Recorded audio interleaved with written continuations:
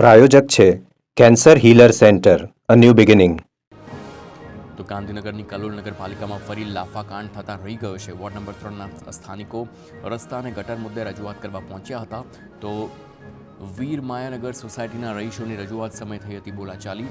Caller પકડી રજૂઆત કરતાને બહાર કઢાયા હોવાનો આક્ષેપ છે. નગરસેવકના સગા વચ્ચે પડતા બીચક્યો હતો સમગ્ર મામલો.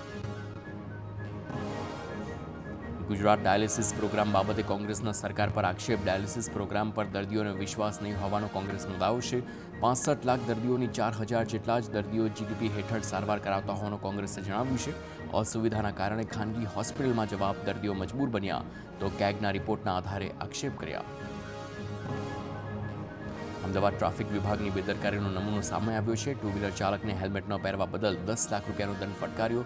તો શાંતિપુરા સર્કલ પાસે વાહન ચાલકને ઓનલાઈન મેમો અપાયો હતો. જુલાઈ 2024માં વાહન ચાલકને ફટકાર્યો હતો દંડ. તો ખોટો દંડ ફટકાર્યો હોવા છતાં હજી સુધી કેસનો નિકાલ નથી થયો.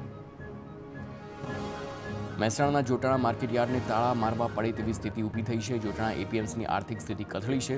આવક કરતાં જાવક વધારે જોવા મળી છે. એપીએમસીના કર્મચારીઓને પગાર આપવાના પણ નાણાં નથી. એપીએમસી પાસે ગાડી નથી છતાં ડ્રાઈવર મેકમ પર છે. જોટાણા એપીએમસીમાં મોટા ભાગે એરંડા અને મરચાંનું વેચાણ છે.